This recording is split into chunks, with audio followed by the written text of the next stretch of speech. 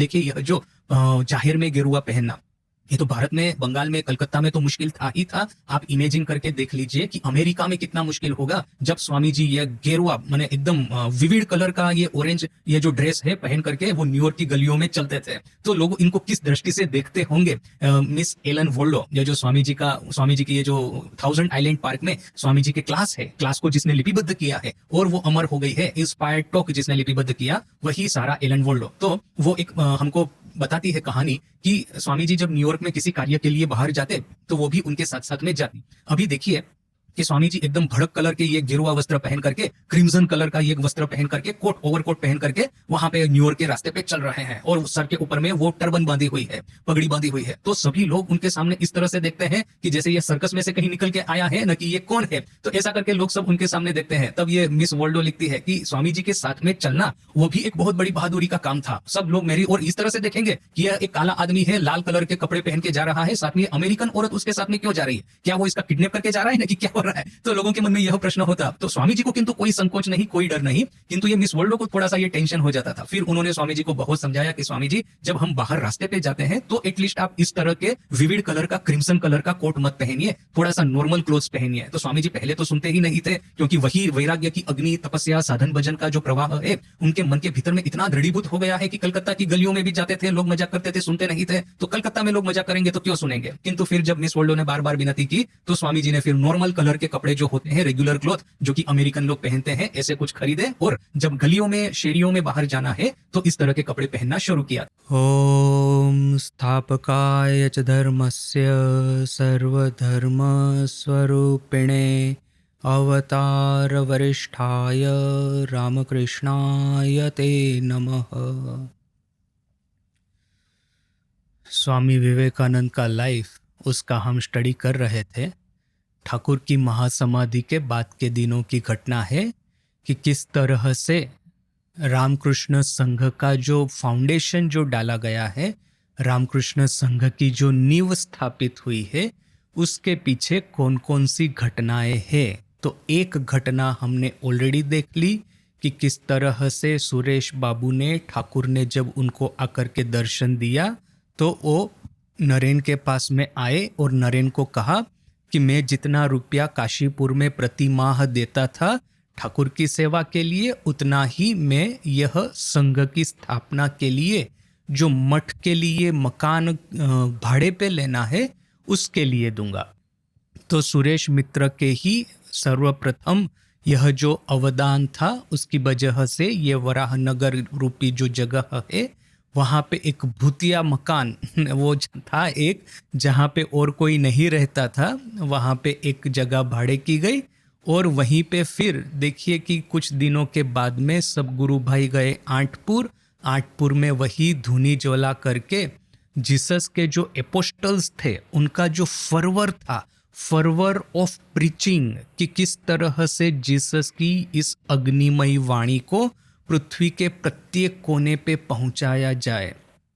तो यह जो उनका डिजायर था वो उन्होंने किस तरह से अपने जीवन में फलीभूत किया। सभी की एक के बाद एक आप एपोस्टल्स को देखेंगे तो उनकी हत्या हुई थी, जबकि हिंदू धर्म में देखेंगे कि इस तरह से जो प्रीचर होते हैं धर्म के, उनके ऊपर में कभी भी जुल्म गुजारा नहीं जाता। तो आपको पता है कि इस तरह की भयावह परिस्थिति में भी यह यूरोपियन जो था उस समय का बारबेरिक सोसाइटी, उसके भीतर में उन्होंने क्रिश्चियनिटी का प्रचार किया। और यह जब स्वामी जी बात कर रहे थे तो उससे उद्दीपित होकर के यह गुरु भाइयों ने भी ठीक किया कि हम लोग भी अपना जीवन ठाकुर के उपदेश अनुसार गठन करेंगे और ठाकुर की वाणी का प्रचार करने के लिए उत्सर्ग करेंगे। तो यह घटनावली हमने देख ली।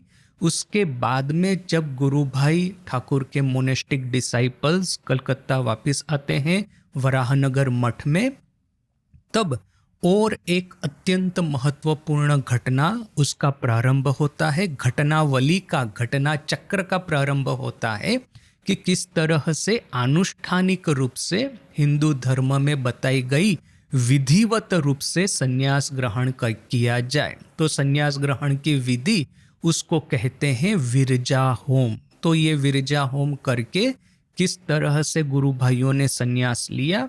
अभी इसके बारे में बहुत ज़्यादा डिटेल हमको नहीं पता है। जो थोड़ी सी डिटेल्स हमको पता है वह हमारे सामने गंभीरानंद जी महाराज प्रस्तुत करते हैं। उसमें से थोड़ा सा हम लोग पाठ करते हैं कि किस तरह से विरजा होम किया गया, कौन से समय पे किया गया, वह सब वो लिखते हैं। गंभीरानंद जी का पुस्तक युग नायक में से एक छोटा सा विवरण हम पाठ करेंगे, फिर उसके बारे में चर्चा करेंगे। क्या कहते हैं गंभीरानंद जी?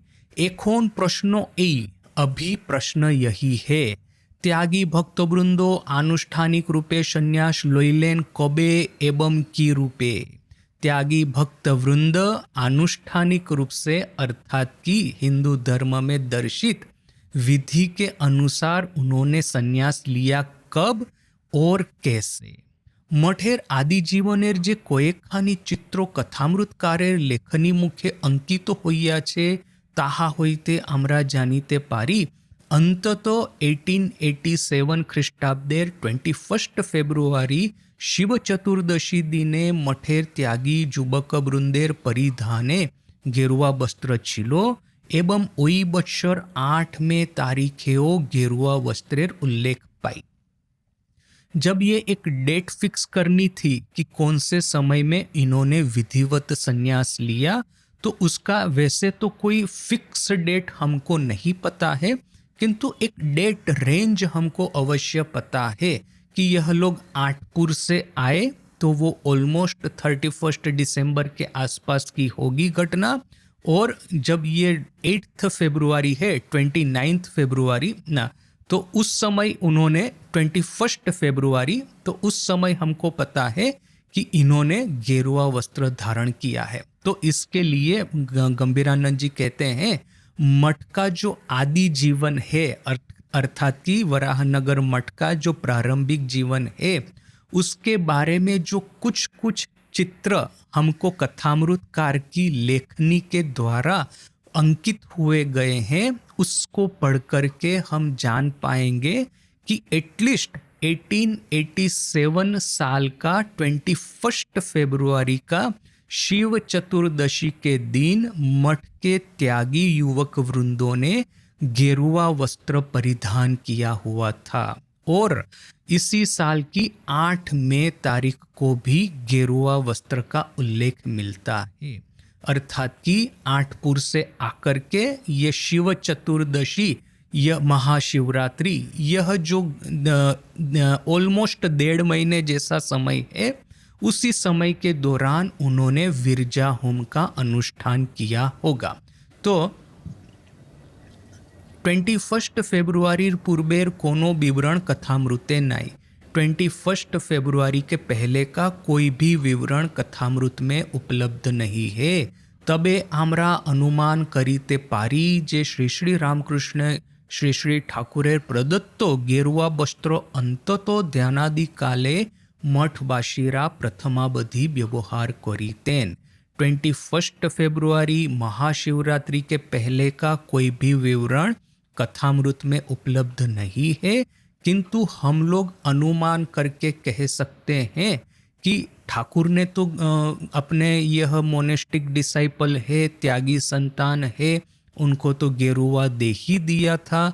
तो यह त्यागी संतान भले ही चाहे बाहर जाने के समय गेरुआ वस्त्र का व्यवहार न करते हो, किंतु एटलीस्ट मठ में रहने के समय में जप करते होंगे, ध्यान करते होंगे, पूजा करते होंगे, उस समय तो ठाकुर ने यह जो गेरुआ वस्त्र दिया था वो अवश्य पहनते ही होंगे। देखिए, यह जो गेरुआ वस्त्र पहनने का एक जो परमानेंट रूप से जो स्टार्ट हुआ था, उसके पीछे की भी कुछ कुछ कहानियां हैं। बाद में गंभीरानंद जी हमको बताएंगे कि किस तरह से शुरू में यह त्यागी युवक वृंदों को संकोच होता था कि बाहर में जाने के समय गेरुआ वस्त्र पहने के नहीं, क्योंकि उस समय बंगाल में यह शंकराचार्य के निर्दिष्ट दशनामी संप्रदाय के बारे में अवेयरनेस बहुत कम थी।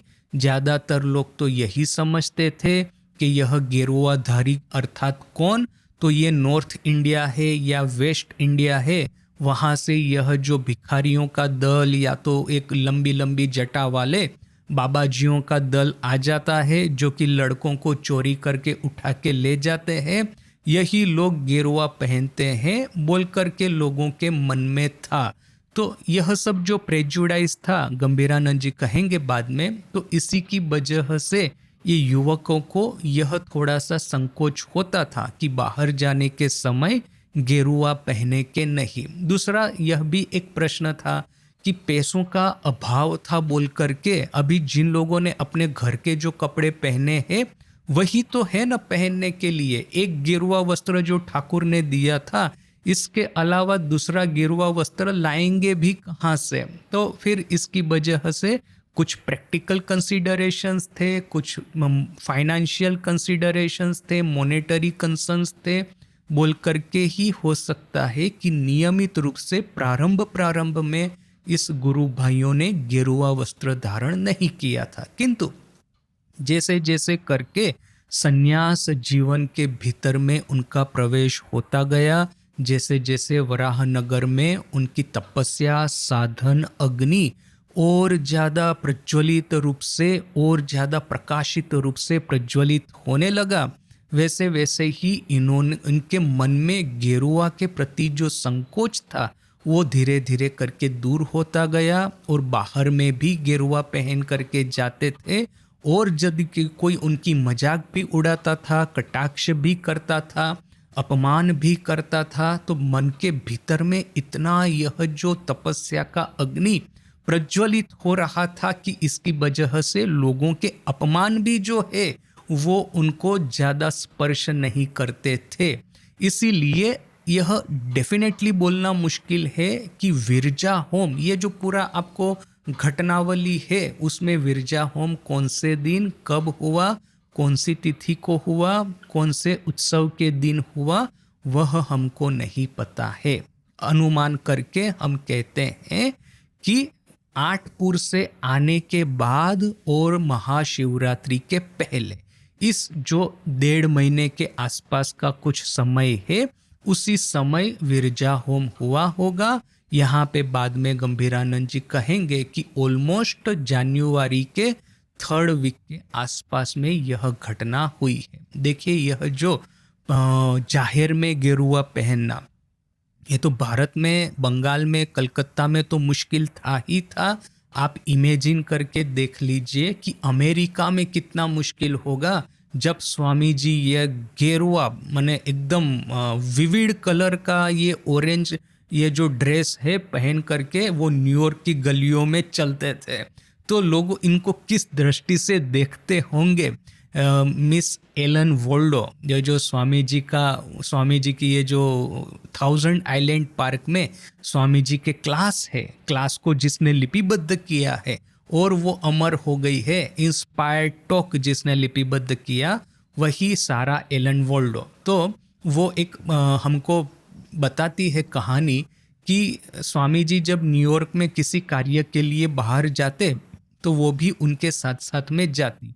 अभी देखिए कि स्वामी जी एकदम भड़क कलर के ये गेरुआ वस्त्र पहन करके, क्रिम्सन कलर का ये वस्त्र पहन करके, कोट ओवरकोट पहन करके वहाँ पे न्यूयॉर्क के रास्ते पे चल रहे हैं और सर के ऊपर में वो टर्बन बांधी हुई है, पगड़ी बांधी हुई है। तो सभी लोग उनके सामने इस तरह से देखते हैं कि जैसे ये सर्कस में से कहीं निकल के आया है, न कि ये कौन है। तो ऐसा करके लोग सब उनके सामने देखते हैं। तब ये मिस वर्ल्डो लिखती है कि स्वामी जी के साथ में चलना वो भी एक बहुत बड़ी बहादुरी का काम था। सब लोग मेरी और इस तरह से देखेंगे कि यह एक काला आदमी है, लाल कलर के कपड़े पहन के जा रहा है, साथ में ये अमेरिकन औरत उसके साथ में क्यों जा रही है, क्या वो इसका किडनैप करके जा रहा है ना कि क्या हो रहा है। तो लोगों के मन में यह प्रश्न होता। तो स्वामी जी को किंतु कोई संकोच नहीं, कोई डर नहीं, किंतु ये मिस वर्ल्डो को थोड़ा सा ये टेंशन हो जाता था। फिर उन्होंने स्वामी जी को बहुत समझाया कि स्वामी जी जब हम बाहर रास्ते पे जाते हैं तो एटलीस्ट आप इस तरह के विविड कलर का, क्रिम्सन कलर का कोट मत पहनिए, थोड़ा सा नॉर्मल क्लोथ्स पहनिए। तो स्वामी जी पहले तो सुनते ही नहीं थे क्योंकि वही वैराग्य की अग्नि, तपस्या, साधन भजन का जो प्रवाह है उनके मन के भीतर में इतना दृढ़ीभूत हो गया है कि कलकत्ता की गलियों में भी जाते थे, लोग मजाक करते थे, सुनते नहीं थे। तो कलकत्ता में लोग मजाक करेंगे तो क्यों सुनेंगे। किंतु फिर जब मिस वर्ल्डो ने बार बार विनती की तो स्वामी जी ने फिर नॉर्मल कलर के कपड़े जो होते हैं, रेगुलर क्लोथ जो कि अमेरिकन लोग पहनते हैं, ऐसे कुछ खरीदे। और जब गलियों में, शेरियों में बाहर जाना है तो इस तरह के कपड़े पहनना शुरू किया था। तो यह देखिए कि ये पूरा ट्रेजेक्टरी है कि पहले जब ठाकुर ने गेरुआ वस्त्र दिया तो ये जो त्यागी युवक वृंद है उनको थोड़ा सा झिझक होता था, थोड़ा सा संकोच होता था कि हाँ, ठाकुर ने हमको अंतर में से तो सन्यासी बना दिया है, किंतु सन्यास का यह जो बाह्य चिन्ह है गेरुआ, उसको पहन करके जब हम लोगों के सामने निकलेंगे तो लोग क्या कहेंगे, अननेसेसरी हमारी मजाक करेंगे, अननेसेसरी हमारा अपमान करेंगे। ऐसी कितनी सारी कहानियां हैं। यह जो त्यागी संतान भिक्षा मांगने के लिए जाते हैं, मोस्ट प्रोबेबली आई थिंक ये योगेन महाराज की बाबूराम, मोस्ट प्रोबेबली योगेन महाराज ने ही ये कहानी कही है। ये किसी एक स्त्री के घर गए भिक्षा मांगने के लिए, तो उसने देखा कि ये नवयुवक है, हट्टा कट्टा है, फिजिकली मेंटली फिट है, चेहरे से भी लगता है कि अच्छे घर का है, ऊपर में से ये गेरुआ पहन करके भिक्षा मांग रहा है। तो ये स्त्री ने तो जोर जोर से चिल्लाना शुरू कर दिया कि इतने हट्टे कट्टे हो, तुमको शर्म नहीं आती भिक्षा मांग करके खाने में? जाओ तुम थोड़ा सा काम करो, मेहनत मजदूरी करो, पसीने की कमाई खाओ, क्यों लोगों का पैसा इस तरह से मुफ्त में मांगते हो, भागो यहाँ से, ऐसा करके जोर जोर से चिल्ला रही थी। तो योगेन महाराज ने आकर के पूरी कहानी बताई थी, तो सभी गुरु भाई भी हंस रहे। तो देखिए कि एक समय था कि गेरुआ उनका पहनने का संकोच धीरे धीरे करके दूर हो रहा था, और वो संकोच इस हद तक दूर हो गया कि न्यूयॉर्क जैसे न्यूयॉर्क में, जहाँ पे कि इंडिया को, वैसे तो भारत गुलाम देश है, ऊपर में से न्यूयॉर्क में अर्थात कि अमेरिका में रेसिज्म बहुत था। तो ये काला आदमी गुलाम है और गोरे आदमी रूलर है, सुपीरियर है, ये भाव बड़ा दृढ़ था। तो उस तरह की परिस्थिति में एक काले आदमी होकर के लाल रंग के कपड़े पहन करके रास्ते पे निकलना, वो स्वामी जी के लिए कितना करेज का काम होगा। तो देखिए कि एक देयर इज समथिंग एक्स्ट्राऑर्डिनरी कि अमेरिका में पुलिस वालों के साथ में स्वामी जी का कभी कोई हुआ है, उनका इंटरेक्शन, झगड़ा हुआ है, न कि ऐसा कुछ हुआ है उन लोगों ने स्वामी जी को परेशान किया है, इस तरह की एक भी कहानी मैंने नहीं सुनी। शायद हुआ भी होगा तो शायद लिखा नहीं गया होगा, किंतु ये बहुत सरप्राइजिंग है।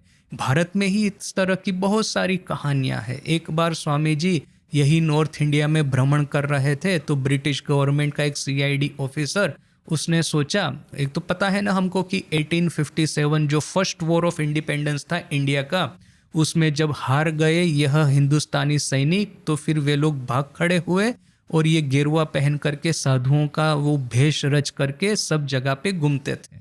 तो ब्रिटिश गवर्नमेंट के सर पे एक बैठ गया था कि ये गेरुआ परिहित साधु है, तो उसका अर्थ है कि वो या तो क्रांतिकारी है या तो वही वो 1857 की वॉर में से वो भाग खड़ा हुआ कोई सैनिक है वगैरह। तो जैसे ही ऐसा साधुओं को देखती ये सीआईडी वगैरह, ब्रिटिश गवर्नमेंट की ये स्पाई एजेंसीज, गुप्तचर संस्था है, तो इनके पीछे पड़ जाती। तो इस तरह से स्वामी जी के पीछे एक गुप्तचर लग गया था। तो उसने एक बार शायद स्वामी जी को धमकी भी दे होगी कि हम तुमको जेल में डाल देंगे। तो स्वामी जी ने क्या कहा पता है उसको कि अच्छा, जेल में डालना चाहते हो, डाल दो, बहुत अच्छा होगा, मैं बहुत खुश होऊंगा। तो ये सीआईडी ऑफिसर सोचता है कि लोग तो जेल के मारे डर के ये हो जाते हैं, भाग खड़े होते हैं। ये सामने से कहता है कि ऑफिसर मुझे जेल में बंद कर दो, क्या माजरा है? पूछा क्यों तुमको जेल में जाना है? तो स्वामी जी कहते हैं कि देखो, यहाँ पे तुम्हें दर बदर भटकते भटकते भिक्षा करके करके भी 2 बेला का खाना नहीं जुटता, आप जेल में डाल देंगे तो एटलीस्ट रहने के लिए एक कमरा तो मिलेगा, खाने के लिए 2 बेला की रोटी तो मिलेगी, इसके लिए अच्छा है मुझे आप जेल में ही डाल दीजिए। तो स्वामी जी ने ऐसा कहा, वो ऑफिसर बड़ा परेशान होकर के कहा भागो यहाँ से, जरूरत नहीं तुमको जेल में जाने की। तो भारत में इस तरह के इंसिडेंट है, किंतु अमेरिका में इस तरह के एक भी इंसिडेंट मैंने पढ़े नहीं है कि वहाँ की पुलिस के साथ में स्वामी जी का कोई इस तरह का इवेंट घटना हुई है, विच इज़ वेरी सरप्राइजिंग, क्योंकि अमेरिका में रेसिज्म इतना स्ट्रॉन्ग है कि यह जो गोरे लोग हैं बार बार पुलिस को बुलाएंगे, यदि कोई काला आदमी उनको दिखेगा तो फटाक करके पुलिस वालों को फ़ोन करेंगे, कहेंगे ये काला आदमी यहाँ पे प्रवचन दे रहा है, ऐसा सब कर रहा है। स्वामी जी को बहुत भुगतना पड़ा था। ये मिस वोल्डो ही कहती है कि न्यूयॉर्क में जब वो किसी के मतलब उनको रेंट पे रहना है ना, भाड़े के मकान पे रहना है, तो न्यूयॉर्क में क्या होता है कि एक अपार्टमेंट होता है, अपार्टमेंट किसी की मालिकी का होता है, तो जो जिसकी मालिकी का अपार्टमेंट होता है उसको लैंडलॉर्ड या तो फिर लैंडलेडी कहते हैं। ज़्यादातर ये लेडीज़ ही यह सब ऑपरेट करती थी, तो लैंडलेडी। तो अभी किसी अपार्टमेंट में वो भाड़े का कमरा लेने को जाएंगे तो वो लैंडलेडी सीधा स्वामी जी के मुंह पे कह देती कि स्वामी जी हमारे यहाँ जगह नहीं है, आप वापस चले जाइए। तो स्वामी जी कहते हैं मुझे तो दिख रहा है कि यहाँ पे जगह है, आपने एड भी तो दिया है, बोल करके मैं आया हूँ। तो फिर ये लैंडलेडी कहती कि हाँ जगह है, किंतु वो गोरे लोगों के लिए है, काले लोगों के लिए नहीं। तो फिर स्वामी जी को इस तरह से दर बदर भटकना पड़ता था और फिर कहीं जाकर के एक अपार्टमेंट में उनको जगह मिली, किंतु वहाँ पे खाने का जो क्वालिटी था इतना खराब था, वो बेचारे स्वामी जी खा नहीं पाते थे। तो फिर उन्होंने मिस वर्ल्डो को कहा कि देखिए यहाँ पे तो खाने का क्वालिटी बहुत ही बुरा है, यदि आप मेरे लिए खाना पका सकते हैं तो बहुत अच्छा होगा। तो मिस वर्ल्डो कहती है हाँ स्वामी जी मैं आपके लिए खाना पकाऊंगी, किंतु प्रॉब्लम क्या है, मिस वर्ल्डो का जो घर है वो स्वामी जी जहाँ पे रहते थे जिस अपार्टमेंट में भाड़े में, वहाँ से 2 किलोमीटर की दूरी पर था। तो प्रतिदिन 2 घंटे की दूरी पर था, यानी कि प्रतिदिन अर्ली मॉर्निंग को वो जो घोड़ा गाड़ी होती है उसमें बैठ करके, ट्राम में बैठ करके मिस वर्ल्डो को यहाँ पे आना पड़ता था। स्वामी जी का जो अपार्टमेंट था वहाँ पे स्वामी जी के लिए खाना बनाएगी और फिर स्वामी जी प्रवचन वगैरह देंगे तो उसकी नोट्स वगैरह रखेगी, स्वामी जी की सेक्रेटरी का कार्य भी करेगी और स्वामी जी के कुक का भी कार्य करेगी, पूरा दिन भर स्वामी जी को हेल्प करेगी। और फिर आखिर में रात में 8 बजे ना 9 बजे फिर से घोड़ा गाड़ी और ट्राम में बैठ करके अपने घर जाएगी। जाते जाते 2 घंटे का रास्ता, देर रात हो जाएगी और फिर अर्ली मॉर्निंग दूसरे दिन तो फिर से आना ही है वापस। तो देखिए कि इस तरह से स्वामी जी को भी इस तरह के डेडिकेटेड वॉलंटियर मिल गए थे। यहाँ पे जिस तरह से मिस वर्ल्डो है, फिर ये बाद में तो और भी बहुत आ गए थे, ये अपना गुडविन है, फिर ये तो अपना पूरा टीम था वहाँ पे, सारा ओली बुल है, जोसेफाइन मैक्लाउड है, बेटी लेगेट है, मिस्टर लेगेट है, वगैरह वगैरह। तो देखिए कि that was a very good team के स्वामी जी जहाँ पे भी जाते थे खड़ा हो जाता था। यहाँ पे कलकत्ता का एक अनफॉर्चुनेट प्रॉब्लम क्या था कि ठाकुर ने परफेक्ट टीम खड़ा करके गए थे। ये मास्टर महाशय, ये बलराम बसु, ये गिरीश घोष, ये सुरेश मित्र, ये इनके जैसे और मैंने डेडिकेटेड डिवोटी तो और कहाँ मिलने वाले हैं। ये योगेन माँ है, गोलाप माँ है, गौरी माँ है, अघोरमणि देवी है, इन तरह के लोग कहाँ मिलने वाले हैं। किंतु वही था कि यह लोगों का समाज में जो गेरुआ के प्रति एक तरह का कटाक्ष या तो फिर अवमानजनक भाव था, माने एक तरह का अपमानजनक भाव था, इंसल्टिंग एक एटीट्यूड था, वो बहुत ही खराब था। तो इसकी वजह से एक जाहिर में गेरुआ पहन करके जाना, विधिवत संन्यास ग्रहण करना, यह सब निर्णय लेना भी ना इन लोगों के लिए बड़ा मुश्किल था।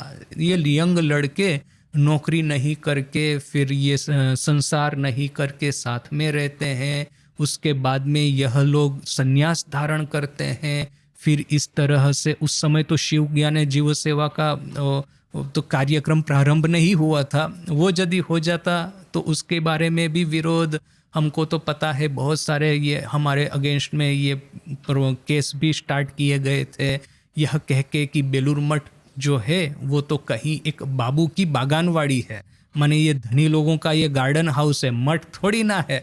तो वह सब घटनाएं हुई है बोल करके देखिए कि यह सर्वप्रथम संन्यास लेने का जो साहस करना, उसके लिए जो निर्णय करना वो एक रेवोल्यूशनरी आइडिया से कम बिल्कुल नहीं था बोल करके अभी देखिए कि क्या कहते हैं।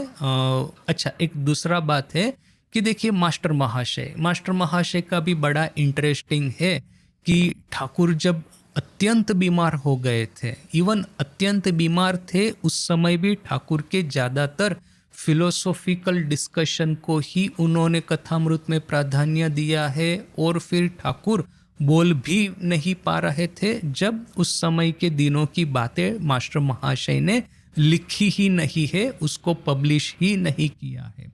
और फिर आखिर में जब यहाँ पे कहते हैं कि 21 फरवरी को उन्होंने वराहनगर मठ का जो विवरण है वहाँ से उन्होंने फिर से स्टार्ट किया है। बीच का जो पूरा विवरण है वो खा गए हैं, विच इज़ ऑल्सो वेरी एक तरह से मैं कहूँगा अनफॉर्चुनेट इसलिए है क्योंकि ठाकुर की वह जो अंत्य लीला थी वो हम सबको यदि पता चलती, डिटेल में पता चलता, तो वो उसका भी तो एक स्पिरिचुअल सिग्निफिकेंस होता।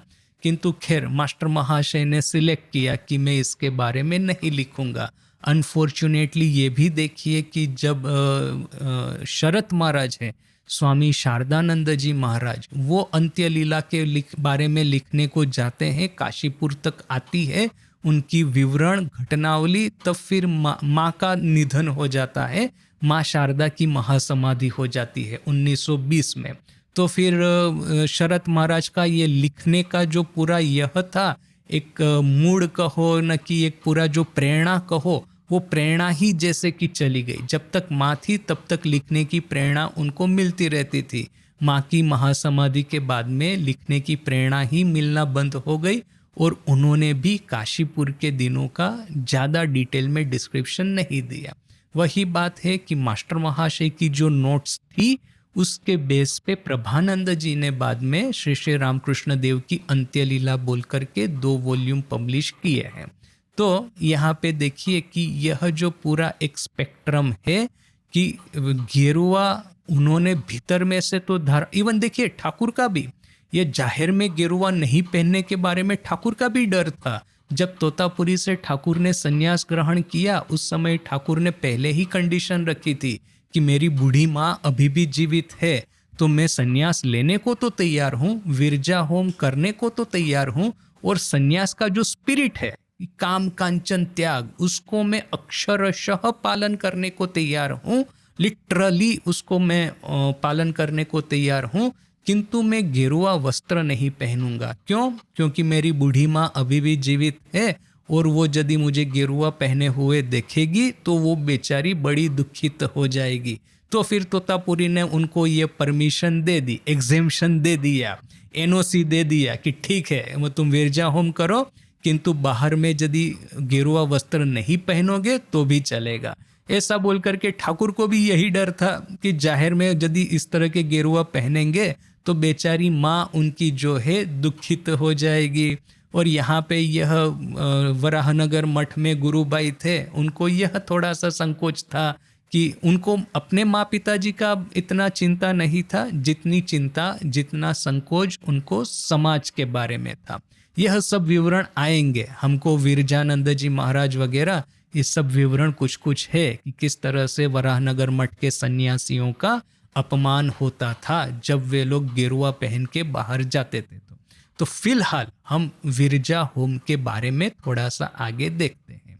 क्या लिखते हैं गंभीरानंद जी कि 21 फरवरी के पहले इस तरह का कोई विवरण नहीं है कथामृत में। कथामृत के लेखक के मास्टर महाशय ठाकुर की महासमाधि के पहले ही वैसे तो उन्होंने अपना नैरेटिव स्टॉप कर दिया है और फिर डायरेक्ट स्टार्ट किया है 21 फरवरी को ही।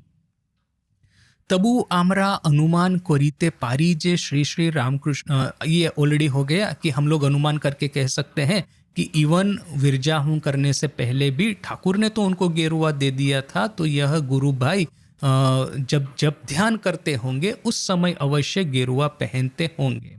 काशीपुर होते गयाय गमन काले नरेंद्र तारक ओ काली गेरुआ परिहितो छिलेन। वो काशीपुर से गया गए थे नरेंद्र, तारकदा अर्थात की महापुरुष महाराज और काली अर्थात की अभेदानंद जी महाराज। तो ठाकुर के रहते रहते ही यह तीनों गए थे गया। गया में जाकर के जप कर रहे थे, ध्यान कर रहे थे, और एकाएक वहाँ की एक कहानी प्रसिद्ध है कि स्वामी जी ध्यान करते करते एकाएक जागृत हो गए और महापुरुष महाराज के कंधे पे सर रख करके वो रोने लगे। सो उनको हुआ होगा कोई अनुभव वगैरह, तो जो भी है, तो वही गया में यह लोग गए थे, किंतु गया से भी ये लोग वापिस आ गए। किंतु जब गए थे तब गेरुआ पहन के गए थे। अतः पर पूज्यपात स्वामी अभेदानंदेर आमार जीवन कथा होते जाना जाए। श्री रामकृष्णेर लीला काले तिनी एक बार गयार निकटवर्ती बराबर पहाड़े हठजोग शिक्षा करीते जान। इसके बाद में पूज्यपात स्वामी अभेदानंद की मेरी जीवन कथा पुस्तक में से जानने में आता है, जानने को मिलता है कि ठाकुर के लीला काले, जब ठाकुर जीवित थे उसी समय वह एक बार गया के पास में बराबर पहाड़ है, वहाँ पे हठ योग सीखने के लिए गए थे। एवं ओई अबसरे पहाड़ेर पाद देशे बाशकारी जनैक परमहंसेर निकट होइते संन्यासेर मंत्रादि लिखिया आनेन। और उसी समय पहाड़ के नीचे में रहते हुए एक परमहंस के पास में से संन्यास के मंत्र लिख करके आए थे। मठेर प्रथमावस्थाय नरेंद्रनाथ एक दिन संन्यास ग्रहणेर बासना व्यक्त करिले। अभेदानंदो ओई कथा प्रकाश करें एवं नरेंद्रादि के यथाविधि बिरजा होम करिया आनुष्ठानिक भावे संन्यास ग्रहणेर परामर्श देन। यह वराहनगर मठ की जब शुरू की अवस्था थी, प्रथम अवस्था शुरू के दिन थे, उस समय एक दिन नरेंद्रनाथ ने, स्वामी विवेकानंद ने सोचा कि हम लोग संन्यास ग्रहण करते हैं विधिवत रूप से। उस समय अभेदानंद जी ने यह बात कही कि वो परमहंस देव के परमहंस एक थे, नॉट परमहंस देव, हमारे परमहंस देव तो ठाकुर, किंतु और एक परमहंस बराबर पहाड़ के नीचे में जो रहते थे उसके पास, उनके पास में से उन्होंने विरजा होम के मंत्र लिख करके लाए हैं। और यदि उनको विधिवत यदि संन्यास ग्रहण करना है तो वो विधिवत विरजा होम करके आनुष्ठानिक रूप से संन्यास ग्रहण कर सकते हैं। तदनुसारे नरेंद्र, निरंजन, शशि, शरद, राखाल, शारदा, लाटू और काली प्रज्वलित होम कुंडे बिरजा होम संपादन पूर्वक संन्यास ग्रहण करें। इसके अनुसार नरेंद्र, स्वामी विवेकानंद, निरंजन, निरंजनानंद, शशि, रामकृष्णानंद, शरद, शारदानंद, राकाल, ब्रह्मानंद, शारदा, त्रिगुणातीतानंद, लाटू, अद्भुतानंद और काली, अभेदानंद, इन लोगों ने प्रज्वलित होम कुंड में विरजा होम संपादन करके संन्यास ग्रहण किया। इहा 1887 ख्रीष्टाब्देर जान्युआरी मासेर तृतीय सप्ताहेर कथा। यह बात है 1887 की साल, जान्युआरी का महीना और तृतीय सप्ताह। ऑलमोस्ट इस तरह से हमने इस रेंज को ठीक किया है। देखिए, यह जो गेरुआ संन्यास जो विधि है, मेरे जीवन में मैंने देखा है कि ये संन्यास की विधि ये सबसे ज़्यादा गहराई से हमारे मन के ऊपर में असर करती है। बेलूर मठ में यदि आप गए होंगे, बेलूर मठ की जो कार्यावली है उसके साथ में यदि आप लोग परिचित होंगे तो आप लोगों को पता ही होगा कि जिस दिन ठाकुर की तिथि पूजा होती है उसके दूसरे दिन बहुत सारे भक्त वहाँ पे बेलूर मठ के दरवाजे के सामने भिक्षा लेकर के खड़े होते हैं। क्यों? क्योंकि सबको पता है कि ठाकुर की तिथि पूजा की मध्य रात्रि को बेलूर मठ में संन्यास व्रत का अनुष्ठान होता है और उसके बाद में नियम अनुसार यह जो नव सन्यासी है, युवक सब, इनको 3 दिन तक यह जो सिलाई किए हुए कपड़े नहीं पहनने हैं, चप्पल नहीं पहनने हैं और भिक्षा करके आहार ग्रहण करना है। तो इसके अनुसार अर्ली मॉर्निंग को जब यह लोग बाहर आएंगे भिक्षा करने के लिए तो देखेंगे कि गेरुआ धोती पहना है, ऊपर में ये गेरुआ जो उपवस्त्र है, चद्दर, वो ओढ़ी हुई है और पैर में जूते नहीं है, हाथ में वो जो झोली है भिक्षा की उसको लेकर के सब लोग भिक्षा करने को जाते हैं। तो ये बहुत सारे डिवोटी यहाँ तक के साधुओं के माँ पिताजी भी वहाँ पे खड़े रहते हैं। पता है कि कल रात को मेरे बच्चे का संन्यास हुआ है तो उसको पहली भिक्षा मैं ही दूंगी, ऐसी माँ भी होती है। तो इस तरह से पेरेंट्स होते हैं, डिवोटी होते हैं, वो मठ के दरवाजे के जो मेन गेट है बेलूर मठ का, वहीं पे खड़े रहते हैं, नव सन्यासियों को भिक्षा देंगे। कोई कोई सन्यासी ऐसे होते हैं कि जैसे मैं तो हम लोग सन्यास के समय ठीक किए थे कि पीछे का दरवाजा जो है मठ का वहाँ से निकल जाएंगे और बेलूर के आसपास की ये जो घर है वहाँ पे जाके भिक्षा लेंगे। क्योंकि एक्चुअली क्या है, आप जैसे ही मठ के बाहर में, गेट के बाहर में ही निकले, वहीं पे आपका भिक्षा का झोली भर जाता है। तो भिक्षा करने का वो जो एक सेटिस्फेक्शन है वो तो नहीं मिलता है। बोल करके हम 4-5 साधु थे, तो हम लोग मठ के बैक गेट जो है पीछे का दरवाजा, वहाँ से निकल गए बाहर में, और वहाँ पे फिर थोड़ा सा आगे गए, वो गरीब बस्ती है, पूरी गरीब बस्ती है, और वहाँ पे बहुत गरीब लोग ही रहते हैं। तो वहाँ पे जाकर के घर घर जाकर के भिक्षा मांग रहे हैं। तो देखिए कि वे गरीब लोग भी, उन्होंने जैसे ही देखा सन्यासी आए हैं भिक्षा मांगने के लिए, और क्या है कि देखिए ये भी तो अभी ट्रेडिशन है, कोई कोई साधु मेन गेट पे जाते हैं तो कोई कोई पीछे वाले गेट से निकल करके इस तरह घर घर भी जाते हैं। तो उनको ऑलरेडी पता है कि इस तरह से ये लोग आते ही है, तो उन लोगों ने भी कुछ ना कुछ तैयार रखा है। कोई कोई स्त्रियां होती है अपने घर के दरवाजे के सामने खड़ी रहती है, वो देखती है जैसे कि ये सन्यासी लोग आ रहे हैं भिक्षा मांगने के लिए, तो वो बुलाती है, महाराज जी हमारे यहाँ पे आइए, हमारे यहाँ पे आइए, हमारे यहाँ से भिक्षा लीजिए। और फिर नियम ऐसा है कि वो 3 घर, माने एक घर से ज़्यादा भिक्षा नहीं लेनी है, जिससे कि क्या होता है कि किसी एक गृहस्थ के ऊपर में ज़्यादा बोझा न आ जाए।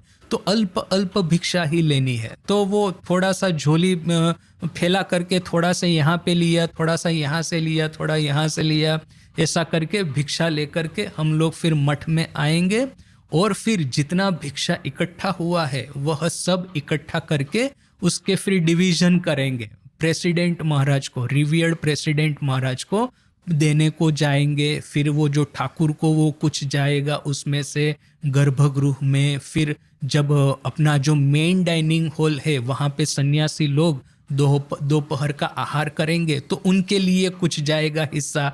ऐसा करके वो हिस्सों में बांट देते हैं, और फिर हम सन्यासी लोग वो अलग से हमारे लिए टेंट वगैरह बनाया होता है वो आहार करने के लिए, हम लोग वहाँ सन्यास कैंप उसको कहते हैं। तो हम लोग वहाँ पे बैठ कर के भिक्षा ग्रहण करेंगे। हम लोगों को वो मेन डाइनिंग हॉल में जाने की परमिशन नहीं 3 दिन। तो इतना सुंदर वातावरण, जो प्रेसिडेंट महाराज को जाएंगे भिक्षा देने के लिए, महाराज आशीर्वाद देंगे, उसके बाद में सन्यास कैंप में हम लोग भिक्षा कर रहे हैं। तो इतने सारे साधु लोग हैं, वे लोग फिर वहाँ पे उस दिन वहाँ पे डाइनिंग हॉल में नहीं खाएंगे, वे लोग भी हमारे साथ में ही जमीन पे बैठ के ही ये जो भिक्षा का पवित्र अन्न है वे लोग भी वही ग्रहण करेंगे, और बहुत आनंद आता है। 3 दिन का ये उत्सव होता है।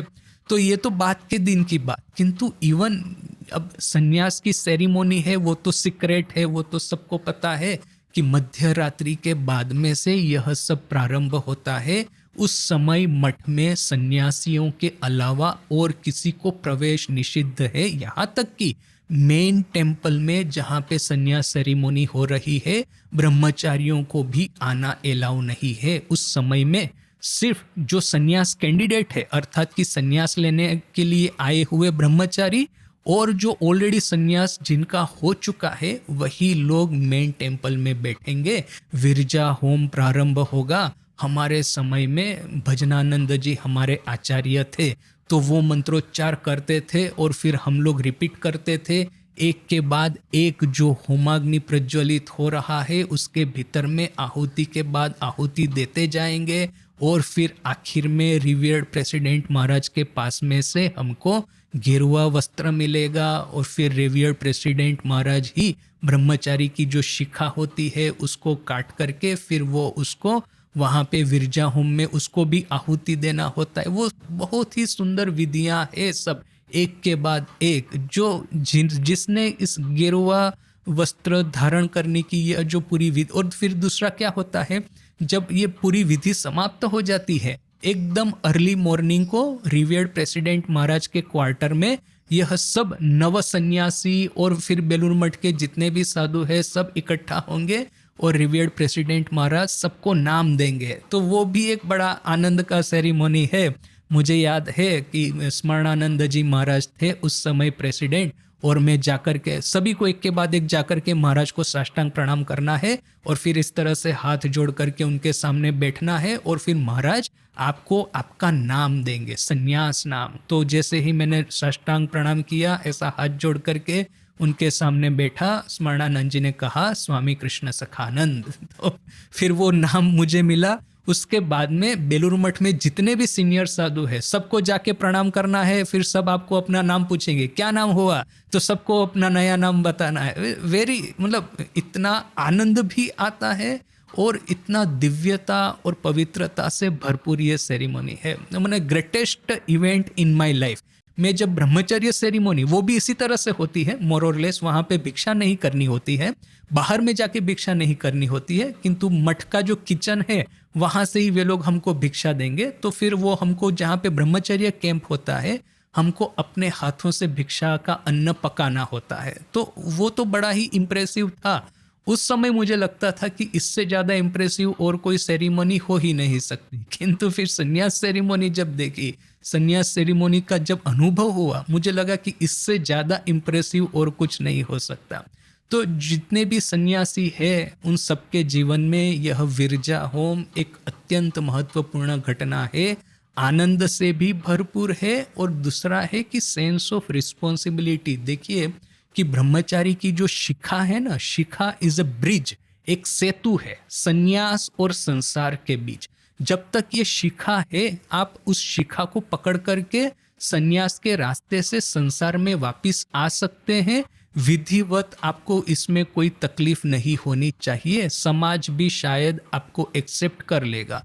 किंतु जिस क्षण आपने शिखा को कट किया और उसको विरजा होम रूपी जो अग्नि है उसमें आहुति दे दी, उसके बाद में संसार में वापिस आने का यह जो सेतु है वो कट हो जाता है। इसके बाद में यदि मन के भीतर में कामना वासना ने प्रवेश किया और हम यदि संसार की ओर वापिस आना चाहेंगे तो समाज शायद हो सकता है हमको एक्सेप्ट कर ले, अपना मन भी चाहे शायद हो सकता है इस सब को मान ले, किंतु जो अपना हिंदू धर्म जो है वो इस बात को स्वीकार नहीं करता है। क्योंकि आपको पता होगा कि संन्यास धारण करने से पहले हमको हमारा खुद का श्राद्ध करना पड़ता है। श्राद्ध हुआ अपना, अर्थात कि विधिवत हमारा मृत्यु हो गया। जिसका विधिवत मृत्यु हो चुका है वह किसी भी तरह की वैदिक सेरेमनी है उसमें पार्टिसिपेट नहीं कर सकता। तो फिर ये मृत्यु के बाद में पुनर्जीवन कैसे संभव है?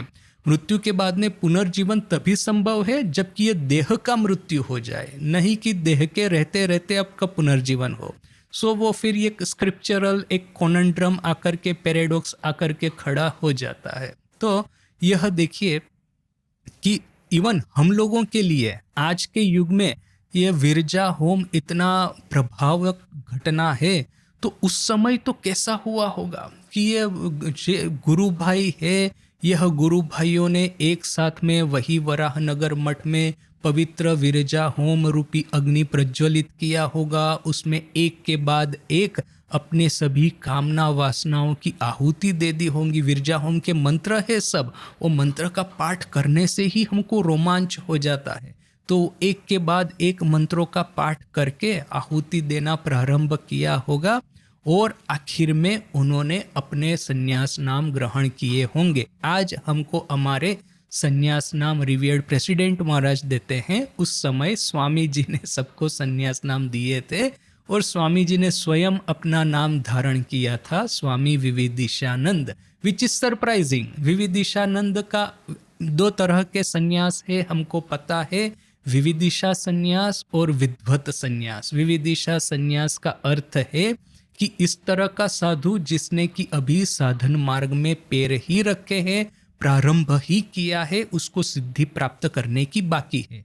और विद्वत संन्यास अर्थात कि जिसने साधन मार्ग में सिद्धि प्राप्त कर ली है और बाद में जो संन्यास धारण करता है। तो स्वामी जी को तो निर्विकल्प समाधि मिल ही चुकी थी, फिर उन्होंने विविदिशानंद इस तरह का नाम क्यों रखा, तो शायद यही लिए रखा होगा कि ठाकुर ने उनकी यह जो उपलब्धि थी उसके ऊपर में ताला लगा दिया था, अर्थात कि फाइनल के बाद में सेमीफाइनल निर्विकल्प समाधि प्राप्त तो कर दी है, किंतु अभी फिर से यही संसार चक्र नरेन के सामने फिर से उपस्थित हुआ है। किंतु यह वो संसार है जहाँ पे वो अपनी नहीं पूरे समाज की चिंता करने वाले हैं। पूरे समाज का किस तरह से कल्याण हो, उनका जो अहम जो उनके देह तक सीमित था पूरे विश्व में फैल गया है। प्रत्येक व्यक्ति के भीतर में वो ठाकुर का, ईश्वर का दर्शन करते हैं। वही ब्रह्म अग्नि जो कि उन्होंने अपने हृदय में प्रज्वलित पाई है, वही विरजा होम रूपी अग्नि जिसका की आहुति में उन्होंने अपनी सभी कामना वासनाएं भस्मीभूत कर दी है, वही विरजा होम की अग्नि उनको प्रत्येक नर नारी के हृदय में देखने को मिली होगी। प्रत्येक नर नारी के हृदय में किस तरह से आध्यात्मिकता का संचार किया जाए, यह जीवन व्रत उन्होंने धारण करना था बोल करके फिर से उनको यही एकड़े एक जिसको कहते हैं ना अल्फाबेट से स्टार्ट करना है। वो सांप सीढ़ी की रमत पता है ना, स्नेक एंड लेडर। तो स्नेक एंड लेडर में क्या होता है कि आप 1 2 3 ऐसा करके आप जाते जाइए, फिर यदि आपके वहां पे यदि लेडर आ जाती है, सीढ़ी आ जाती है, तो सीढ़ी चढ़ के फटाक करके आप ऊपर चढ़े जाएंगे, और यदि सांप आ जाता है तो फटाक करके आप नीचे आ जाएंगे। तो मुझे याद है कि वो मेरे पास में एक ऐसा बोर्ड था, वो स्नेक एंड लेडर वाला, उसमें ऐसा था कि आपको 100 तक पहुंचना है ना, 99 पे सांप है, और 99 पे इस तरह का सांप है कि उसकी पूंछ जो है सीधा नंबर 1 पे आ जाती है। यानी कि आपने मेहनत करके 1 2 3 4 5 6 करके 99 तक गए, यदि 99 के ऊपर में आपका ये आ गया तो फिर सीधा नंबर 1 पे आ जाएंगे। फिर से आप पूरा स्टार्ट कीजिए। ट्रिक क्या है जीतने का कि 98 या 96 से सीधा 100 पे जाया जाए। तो यहाँ पे भी स्वामी जी के साथ में भी यहाँ पे ऑलमोस्ट ब्रह्मज्ञान प्राप्त हो ही चुका है। ऑलमोस्ट क्या, ब्रह्मज्ञान में ऑलमोस्ट नहीं होता, वो ब्रह्मज्ञान ही है। तो ब्रह्मज्ञान प्राप्त हो चुका है। इसके बाद में भी फिर से जैसे कि नंबर 1 पे आकर के उनको पूरा युद्ध करना है, किंतु पहले अपने लिए किया था, अभी इनको पूरे जगत संसार के लिए युद्ध करना है। तो हो सकता है कि स्वामी जी ने अपना नाम इसलिए विविदिशानंद रखा हो। ए विवरणे आरो उल्लेख आछे जे नरेंद्र व्यतीत अपर शकले ओई दिने तहादेर अधुना प्रसिद्धो संन्यास नामगुली ग्रहण करें। इस विवरण में यह भी उल्लेख है कि नरेन के अलावा बाकी सबने उसी दिन उनका अभी आज जो जगत प्रसिद्ध संन्यास नाम है वो ग्रहण किया था। किंतु नरेंद्र नाथेर नाम होय विविदिशानंदो, किंतु नरेंद्र नाथ का नाम हुआ था विविदिशानंद। द्वितीय आर एकटी विवरण आम्रापाई स्वामी शिवानंदेर एक खानी पत्र। अच्छा, इसका अर्थ क्या है कि ये जितने लोगों ने संन्यास धारण करके जो नाम एक बार लिया है तो वही नाम उन्होंने जीवन भर यूज किया है। वही है कि स्वामी जी ने अपना नाम बीच बीच में बदला है। हमको पता है यहाँ पे विविदिशानंद है, फिर बाद में जब वो वेस्ट इंडिया में जाते हैं तो कहीं सच्चिदानंद नाम यूज करते हैं, और फिर आखिर में वो विवेकानंद नाम आता है। और विवेकानंद नाम को रिलेटेड भी कहा जाता है कि किसने दिया है यह नाम, वो कई राजा ने दिया है ने कहाँ से आया है, वो सब बातें हैं। तो किंतु गंभीरानंद जी कहते हैं कि स्वामी जी ने जिस तरह से नाम बदले हैं बाद में, इस तरह से अन्य किसी गुरु भाई ने नहीं किया है। विरजा होम करके जो नाम नरेंद्र नाथ ने उनको दिया था वही नाम उन्होंने अपना जीवन भर यूज किया है। द्वितीय आर एकटी विवरण आम्रापाई स्वामी शिवानंदेर एक खानी पत्रे, और एक विवरण हमको मिलता है स्वामी शिवानंद के एक पत्र में से 1890 ख्रिस्टाब्देर 4 जानुआरी तिनी गंगाधरेर प्रश्नेर उत्तरे जानाइते छेन जे तहारा संन्यास ग्रहण पूर्वक नाम परिवर्तन कर्या छे। 1890 1890 यानी कि एटलीस्ट 3-4 साल के बाद की बात है। 4 जनवरी को उन्होंने गंगाधर को एक पत्र, गंगाधर स्वामी अखंडानंद जी, तो उनको एक पत्र के उत्तर में लिखा था कि उन्होंने संन्यास ग्रहण करके अपना नाम परिवर्तन किया है। पत्र एरूप एकटी तालिका देवा होया छे। इस पत्र में यह एक लिस्ट दिया हुआ है। लिस्ट में सभी का संन्यास नाम लिखा है। क्या है? निरंजन का नाम है निरंजनानंद, हरिबाबू का नाम है तुर्यानंद स्वामी, योगेन योगानंद स्वामी, तुलसी निर्मलानंद स्वामी, बाबूराम प्रेमानंद स्वामी, दक्ष ज्ञानानंद स्वामी, लाटू अद्भुतानंद स्वामी, काली अभेदानंद स्वामी, शशि रामकृष्णानंद स्वामी, गोपाल दादा अद्वैतानंद स्वामी। देखिए यहाँ पे दो नाम है जो कि हमारे ऑफिशियल जो अपने सन्यासी शिष्य है ठाकुर के उसमें नहीं आता। एक है दक्ष, दूसरा है तुलसी। तो देखिए कि यह पत्र लिखा गया है 1890 को और जो ओरिजिनल सन्यास हुआ था 1887 को। तो ओरिजिनल सन्यास के समय जिन लोगों थे उनमें से यह दो नाम नहीं है। हो सकता है उन्होंने बाद में विरजा होम करके सन्यास लिया हो।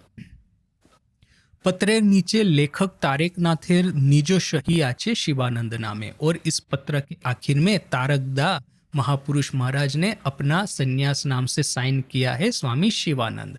आश्चर्यर विषय, आश्चर्य की बात है, ई तालिकाए स्वामी विवेकानंदेर उल्लेख नहीं।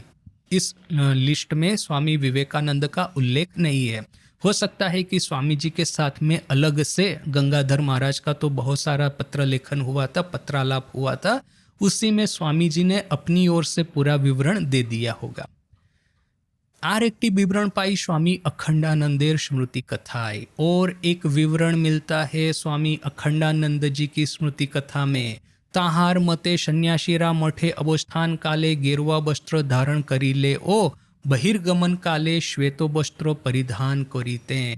इनके अनुसार मठ के सन्यासी मठ में रहने के समय गेरुआ वस्त्र पहनते थे, किंतु जब बाहर जाते थे तब सफेद कपड़े ही पहनते थे, श्वेत वस्त्र ही पहनते थे। स्वामी शिवानंदेर पत्रे ओ देखा जाए तीनी गंगाधर के सावधान करीते छेन। स्वामी शिवानंद के पत्र में भी देखा जाता है कि वो गंगाधर महाराज को सावधान कर देते हैं। क्या? पत्रेर ठिकाना जेनो संन्यास नाम ना लिखिया बसेन। पत्र के ठिकाना जो एड्रेस होता है उसमें कहीं संन्यास नाम न लिख बैठे। मने होय गेरुआ वस्त्रेर न्याय संन्यास नामो तखन व्यवहार करीते विशेष विघ्न छिलो। ऐसा लग रहा है कि जाहिर में पब्लिक में जिस तरह से गेरुआ वस्त्र व्यवहार करने में एक तरह का विघ्न था, वैसा ही विघ्न संन्यास नाम को व्यवहार करने में भी था। होय तो बंगो समाजेर अनभिज्ञताई इहार कारण। हो सकता है कि बंग समाज, बंगाली समाज की अनभिज्ञता अर्थात की इग्नोरेंस ही इसके पीछे का कारण थी। सन्यासेर प्रति सामाजिक विरोधेर आभास आमरा पोरे पाइबो। संन्यास के बारे में जिस तरह का सामाजिक विरोध था इसके बारे में हम देखेंगे बाद में। स्वामी अखंडानंदो आरो उल्लेख कर्या छे जे श्री रामकृष्णेर देहत्यागेर 2 बत्सरेर मध्य नरेंद्र, राखाल, बाबूराम, शरद, शशि, सुबोध, लाटू, गोपालदादा, तारक और काली बिरजा होम संपादन पूर्वक संन्यास ग्रहण करें। स्वामी अखंडानंद ने भी उल्लेख किया है कि श्री रामकृष्ण देव के देह त्याग के 2 साल के भीतर में ही नरेंद्र, राखाल, बाबूराम, शरद, शशि, सुबोध, लाटू, गोपाल दादा, तारक और काली ने विरजा होम करके संन्यास ग्रहण किया था। अवश्य ओई काले गंगाधर तिब्बत प्रमाणे व्यापृतो छिलेन एवं तिनी संन्यास नाम गुलीर उल्लेख करे नाई। अवश्य इस समय गंगाधर अर्थात कि अखंडानंद जी तिब्बत में भ्रमण कर रहे थे और इसीलिए उन्होंने संन्यास नाम का उल्लेख नहीं किया है।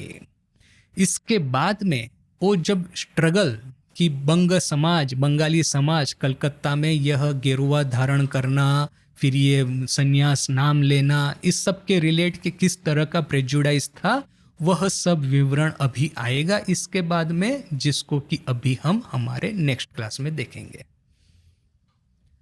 ओम शांति शांति शांति। हरि ओम तत्सत।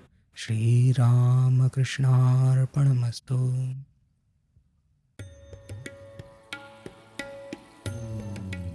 ये रिचुअल्स है ना, हमको ये ट्रांजिशन करने में हेल्प करते हैं।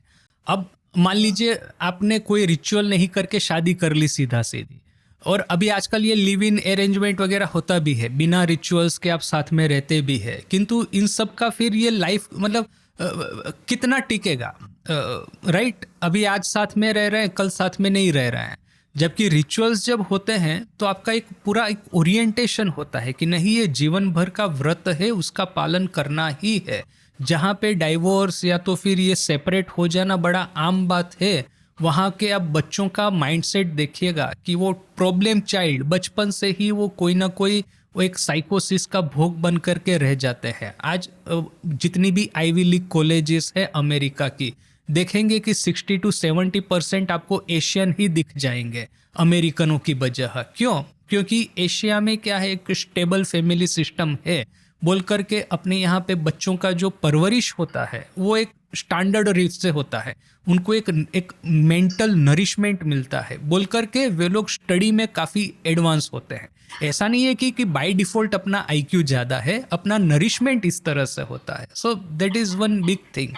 और ये आपने वो ऐसा कहा ना कि उनके घर जा कर के रहना, कि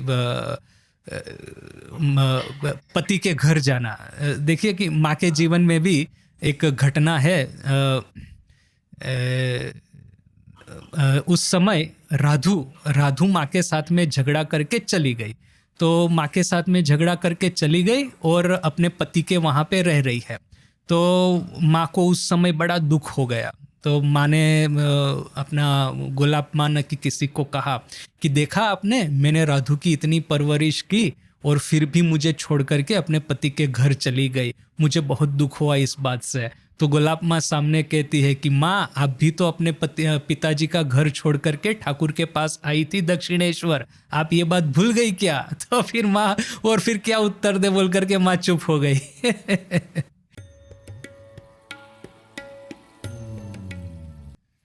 दूसरा एक बात बताऊं, देखिए within Ramakrishna Vivekananda tradition itself ये साधना का इतना वैविध्य है कि हम लोग कभी कभी सोचते हैं कि जप ही है एकमात्र साधना, किंतु ऐसा नहीं है।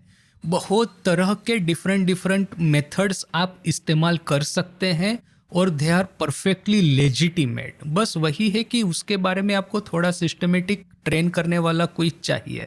अभी यहाँ पे मैं एवरी सैटरडे को मेडिटेशन क्लास लेता हूँ, तो वहाँ पे मैं डिफरेंट मेथड्स ऑफ मेडिटेशन बताता हूँ। तो मैं देखता हूँ कि यह जितनी भी मेथड्स मैं बताता हूँ, all of them are within the fold of Hinduism itself, within this Ramakrishna Vivekananda tradition itself. माने बाहर से कुछ नहीं है, इसके बावजूद यहाँ पे इतना वैविध्य है। So that we can learn. देखिए मन क्या है, मन एक मंकी की तरह है, हम सबको पता है। आप एक पकड़ करके बैठेंगे, जीवन भर करेंगे। जैसे वो मोती का उदाहरण ठाकुर देते हैं, वो एक शेल होता है ना, शेल के भीतर में यह एक रेती का एक दाना जाता है, फिर ये शेल बंद हो जाता है और उस समुंदर के नीचे में चला जाता है। फिर इसी ये रेती के दाने के आसपास में पूरा वो मोती तैयार होता है और फिर ये शेल ओपन होता है, उसमें से मोती बाहर आता है। किंतु इस तरह का डेडिकेशन कि एक बीज गुरु ने दे दिया, अभी उसी बीज के ऊपर में पूरा जीवन कार्य करते जाइए, इज हाउ डिफिकल्ट। देखिए there is a very interesting story. Nivedita Aghormani Devi को मिलने के लिए जाती है, पहली बार उनका दर्शन होता है, तो शी इज़ वेरी इम्प्रेस्ड कि इतना सुंदर जगह है, गंगा के किनारे हैं, अघोरमणि देवी गोपाल की माँ अकेली रहती है, विधवा है, तो वो गंगा के पानी से अपने कुटिया की सफाई करती है। घर में खाने का तो कुछ है नहीं ज़्यादा कुछ, मेहमान आते भी है तो वो सूखी हुई कैंडी है वो उनको देती है।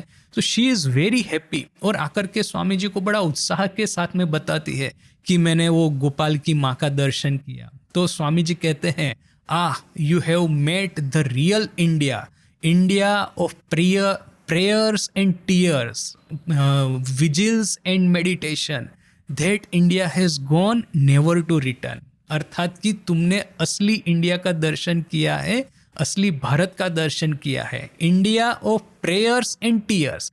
ये प्रार्थना और आंसुओं माने आंसू बहाते बहाते जो प्रार्थना करना है, विजिल्स एंड दिस माने प्रेयर्स एंड विजिल्स, अर्थात कि रात भर जग करके ईश्वर का नाम लेना है। ये पुराना भारत चला गया, कभी वापस नहीं आएगा, यह स्वामी जी कहते हैं। इसके पीछे का अर्थ क्या है? ये नहीं है कि ये प्रेयर है, टीयर्स है, ये विजिल्स है, फास्टिंग है, वह सब साधना का भाग नहीं है, किंतु आज की हमारी जो माइंडसेट है उसको ये एक लिमिटेड जो साधना का क्षेत्र है उससे सेटिस्फेक्शन नहीं होने वाला है। बोलकर के ही स्वामी जी ने ये कर्मयोग का अनुष्ठान किया। यदि आपको ठीक ठीक साधना करनी है तो कर्मयोग को आपको इसका पार्ट बनाना ही होगा। और इवन जिसको कि हम ट्रेडिशनल साधनाएं कहते हैं उसमें भी within Ramakrishna Vivekananda tradition there is a large diversity जिसको कि हमको अपनाना होगा।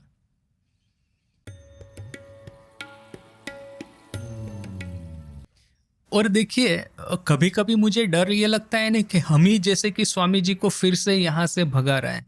अभी आजकल ये भागवत कथा वगैरह का चला है, तो इस तरह से बातें करनी शुरू हो गई है हमारे ही भीतर में से कोई कि यह जो रूरल डेवलपमेंट का कार्य है, डिस्पेंसरी चलाना है, या तो फिर ये जितना भी सर्विस एक्टिविटी है, स्कूल है, कॉलेज है, इसका अभी कोई रिलेवेंस नहीं रहा। एक समय था जबकि भारत गरीब था तो हम लोग रूरल डेवलपमेंट करते थे। अभी हम लोगों को ये कथा, प्रेयर, विजिल, फास्टिंग, इसी सब चीज़ों में वापिस आ जाना है। सो यह एक पूरा ज्वार की तरह चला है पिछले कुछ समय से। तो मुझे डर यही लग जाता है कि स्वामी जी को ऑलरेडी हम ही लोग डिस्कार्ड करना शुरू कर दिए हैं। बाहर वाले तो क्या करेंगे? हम ही लोगों ने स्वामी जी को ऐसा कहना शुरू कर दिया है कि इंडिपेंडेंस के बाद के 50-60 साल आपकी ज़रूरत थी, आप वापस अभी चले जाइए यहाँ से।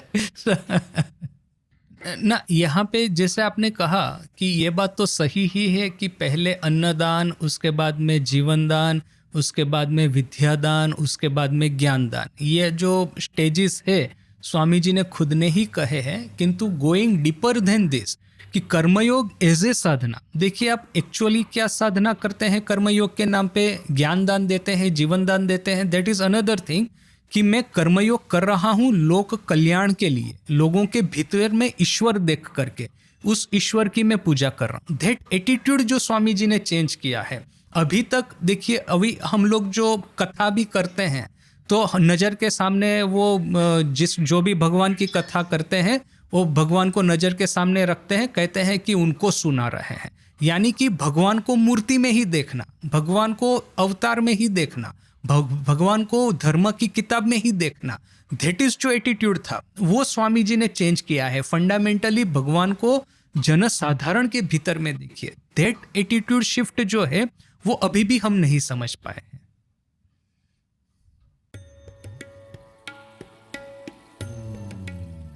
वो सब कहानी आएगी, बड़ी सुंदर कहानी है। स्वामी जी किस तरह से अपने गुरु भाइयों का पीछा छुड़वाते हैं, बार बार उनको कहते हैं पीछे मत आओ, बड़ी सुंदर कहानियां हैं, वो सब आएगी। वो मीरठ में, फिर दिल्ली में स्वामी जी झगड़ा करते हैं, क्यों मेरे पीछे आ रहे हो? देखिए, ऐसी सिचुएशन में ना शशि महाराज का कंट्रीब्यूशन हमको रिकॉग्नाइज करना होगा, क्योंकि जब सभी लोग बिखर गए थे तो शशि महाराज अकेले थे कि मठ को जागृत करके बैठे थे। तो मठ का जो कंटिन्यूटी है ना, उसका एक बहुत बड़ा श्रेय शशि महाराज के ऊपर है। सो वो एक हमको स्वीकार करना होगा। हाँ, और उनकी श्रद्धा ऐसी थी कि इवन स्वामी जी को भी मार देते थे। वो जो स्वामी जी के साथ झगड़ा कर लेते थे, स्वामी जी कहते थे ठाकुर की पूजा उठा दो, हम लोग तो भिखारी सन्यासी है, कब कहाँ पे रहेंगे, कब भिक्षा करके खाएंगे, कुछ ठीक नहीं है, बंद करो पूजा। तो स्वामी जी को मारने के लिए दौड़े थे उनके पीछे। वो उनकी श्रद्धा थी। क्योंकि देखिए, आज अपना संघ जो खड़ा है वो ठाकुर की पूजा उसमें बहुत इंपॉर्टेंट पार्ट है कि आप इवन जो छोटा सा सेंटर होता है, 1 या 2 साधु ही होते हैं और विधिवत पूजा होती है, तो साधु वो मठ छोड़ करके कहीं जा नहीं पाएंगे ज़्यादातर समय के लिए, क्योंकि आपको इमीडिएटली वापस आकर के पूजा करनी है। वो शिबुदा का उदाहरण है। कामारपुकुर में तो वो रघुवीर की पूजा थी ना, तो एक दिन शिबुदा आ गए माँ के पास में जयराम बाटी। तो माँ ने पूछा, शिबू तो इस समय आया है तो फिर तुम वापस कब जाओगे? वो जो रघुवीर की पूजा कौन करेगा? तो शिबुदा कहते हैं उनको शयन करवा के शीतल दे करके मैं एडवांस में सब करके आया हूँ। तो माँ ने कहा, अरे तुम्हारे रहते रहते ही तुम ऐसा करोगे, पूजा में फांकी मारोगे? तो तुम्हारे बाद में क्या होगा? जाओ जाओ, तुम अभी वापस जाओ, जो शीतल देना है, जो पूजा जो जिस तरह से जिस टाइम पे करनी है उसी टाइम पे करना है। यानी कि देखिए कि यह कंस्ट्रेंट है सभी साधुओं के ऊपर में कि एक जगह है जहाँ पे ठाकुर को विराजित किया गया है, विधिवत स्थापित किया गया है, वहाँ पे विधिवत सेवा चलती है। आप उसको छोड़ करके बहुत ज़्यादा दूर नहीं जा पाएंगे। बोल करके जो कंटिन्यूटी है ना, इसके पीछे में ये सेवा बहुत बड़ी है। वरना जैसे हमने देखा ही कि गुरु भाई तो कहाँ तितर बितर हो गए थे, और उसके बाद को उनको देख करके हम लोग यदि ऐसा करना शुरू कर दिए होते तो संघ एक इंस्टीट्यूशनल एंटिटी के रूप में टिकता ही नहीं। और वो लेटर में शशि महाराज की प्रशंसा भी करते हैं कि शशि मठ जागृत करके बैठा हुआ है वहां पे, और वो भी ज्यादा टिकते नहीं ना। देखिए ये जो भ्रमण का कीड़ा तो सबके भीतर में था, तिब्बत में खोल भी दिया होता तो वहां थोड़ी ना तिब्बत में टिकने वाले थे, वो तो इमीडिएटली वापस आ गए थे। और देखिए अपना जो हिस्ट्री है ना, इतना रिच है और इतना उसके भीतर में थ्रेड्स है। आप जितना डीप में जाएंगे ना, आपको लगेगा ये तो कुछ नहीं है। मुझे तो सबसे बड़ा डर यही लगता है कि मेरी लाइफ टाइम में ये जो सब टॉपिक चालू हुए ना, वो ख़त्म ही नहीं होंगे शायद। स्वामी जी का लाइफ जो हमने स्टार्ट किया, वो मेरे रहते रहते ख़त्म हो तो बहुत अच्छा है।